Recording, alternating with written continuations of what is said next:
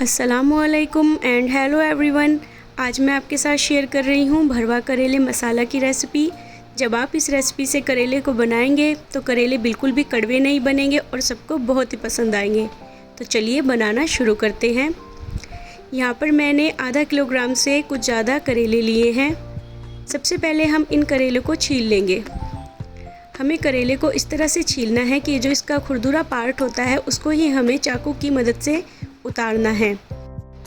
हमें करेले की स्किन पर अंदर तक कट नहीं लगाना है, बिल्कुल हल्के हाथ से हमें इसके ऊपर के खुरदुरे हिस्से को छील लेना है। इसी तरह से हम सारे करेले को छील लेंगे। और ये जो छिलका हमने उतारा है इसका इस्तेमाल हम करेले का मसाला बनाते हुए करेंगे। हम यहाँ पर भरवा करेले बना रहे हैं तो इसके लिए हम करेले में एक लंबा कट लगाएंगे।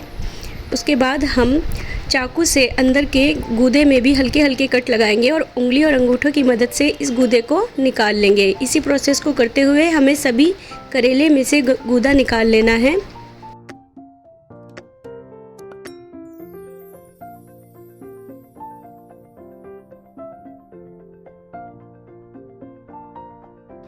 सभी करेलों में से हमने गूदा निकाल लिया है। इसके बाद हम यहाँ पर 2 चम्मच नमक लेंगे और थोड़ा थोड़ा नमक लेते हुए करेले के अंदर और बाहर इसकी पूरी स्किन पर हम अच्छी तरह से नमक को रब कर देंगे।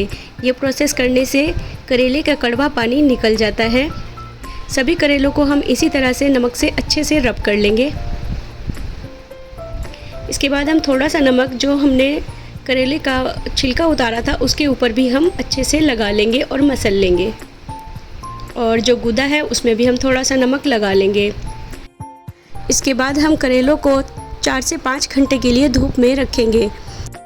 अगर धूप में रखना पॉसिबल नहीं है तो आप इसे 4 से 5 घंटे के लिए पंखे के नीचे भी रख सकते हैं। मैंने यहाँ पर करेलों को 4 से 5 घंटे के लिए धूप में रख दिया था। देखिए करेले हमारे बहुत अच्छे से सॉफ्ट हो गए हैं और इनका सारा कड़वा पानी निकल गया है और करेले भी काफ़ी सॉफ्ट हो गए हैं।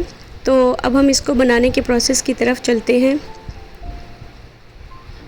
सबसे पहले हम यहाँ पर इन सबको अच्छे से धो लेंगे। यहाँ पर मैंने एक बड़े बाउल में पानी लिया है और उसमें हम सभी करेलों को डाल देंगे और हल्के हाथ से करेलों को हम रब करेंगे ताकि हमने जो इसमें नमक लगाया था और करेले की कड़वाहट भी ख़त्म हो जाए। इस तरह से हम इन्हें रब करेंगे और उसके बाद हम इनका पानी निचोड़ लेंगे। हमें हल्के हाथ से इनको निचोड़ना है ताकि करेले क्रैक ना हो जाएं। यही प्रोसेस हमें 2 से 3 बार रिपीट करना है। आप चाहें तो करेलों को डायरेक्टली सिंक में भी धो सकते हैं। यहाँ पर हमने करेलों को अच्छे से धोकर पानी निकाल दिया है। इसके बाद हम जो करेले का छिलका है उसको भी वॉश करेंगे। करेले के छिलके को पानी में डालकर हल्के हाथ से मसलेंगे। इस तरह से मसलने से इसकी कड़वाहट ख़त्म हो जाएगी और इसको एक छलनी में छान लेंगे। ये प्रोसेस हमें 2 से 3 बार रिपीट करना है और अच्छी तरह से दबाते हुए इसका सारा कड़वा पानी निकाल लेना है।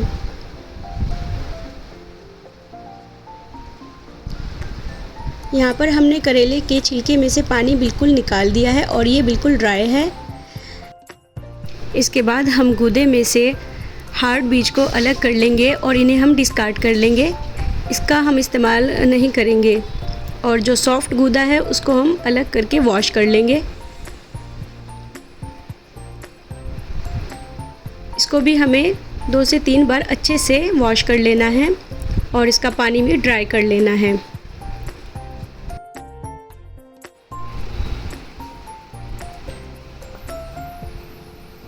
इसके बाद हम करेले के लिए मसाला प्रिपेयर करेंगे।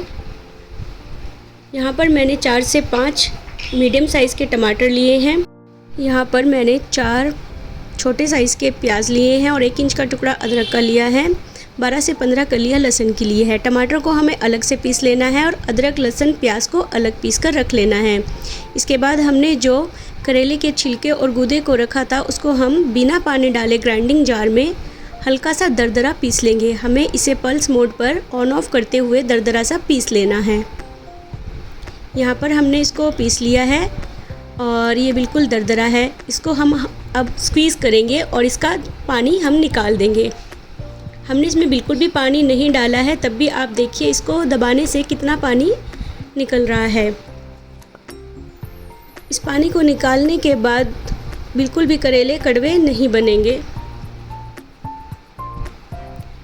यहाँ पर हम 2 से 3 छोटे साइज़ की प्याज लेंगे और उनको भी हम फाइन चॉप कर लेंगे। 5 से 6 हरी मिर्च लेंगे और उनको भी कट करके रख लेंगे।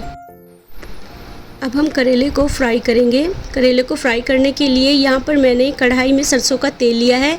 सरसों का तेल हमें थोड़ी ज़्यादा क्वांटिटी में लेना है क्योंकि पहले हम करेले को फ्राई करेंगे। यहाँ पर मैंने तेल को अच्छी तरह से गर्म कर लिया है। मीडियम हॉट ऑयल में हम करेले को फ्राई करेंगे। एक बार में आपके जितने करेले तेल में आ जाएं आप उतने ही डालिए और अच्छी तरह से इसे सभी तरफ से हल्का गोल्डन होने तक फ्राई कीजिए।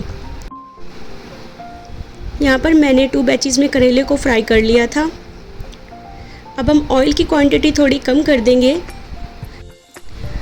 और इसके अंदर करेले का गूदा और जो छिलका हमने ब्लेंड करके रखा था उसको हम ऑयल में डाल देंगे और 2-3 मिनट तक फ्राई होने देंगे। यहाँ पर हमें गैस का फ्लेम मीडियम ही रखना है। जब इसका कलर चेंज होने लगे तो उसके बाद हम यहाँ पर फाइन चॉप किया हुआ प्याज डाल देंगे और उसको फ्राई करेंगे। हमें प्याज को गोल्डन नहीं करना है, हमें प्याज को बस हल्का सा सॉफ्ट करना है। इसके लिए हम लिड लगाएंगे और गैस का फ्लेम हम लो कर देंगे। हमारे यहाँ पर प्याज सॉफ्ट हो गए हैं। उसके बाद हम यहाँ पर फाइन चॉप की हुई हरी मिर्च डाल देंगे और उसको भी फ्राई कर लेंगे।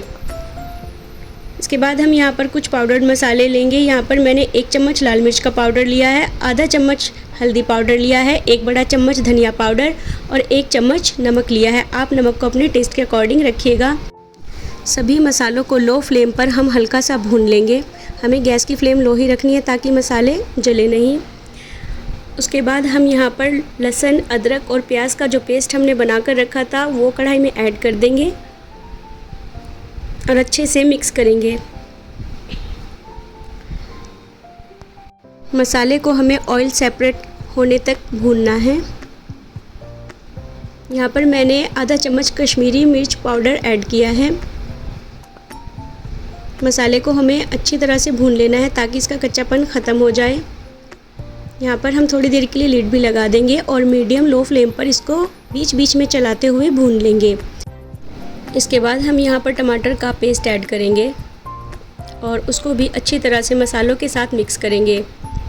यहाँ पर हमें टमाटर को तब तक पकाना है जब तक कि ऑयल सेपरेट ना हो जाए और टमाटर का कच्चापन ख़त्म ना हो जाए।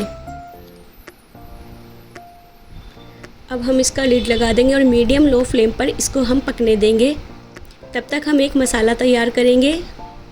यहाँ पर मैंने 1 बड़ा चम्मच सौंफ ली है और 1 बड़ा चम्मच धनिया, 1/4 टीस्पून मेथी दाना, 1/4 टीस्पून कलौंजी और 1 चम्मच ज़ीरा लिया है।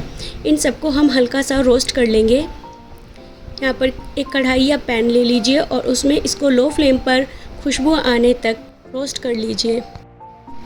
हमें मसालों को ज़्यादा रोस्ट नहीं करना है।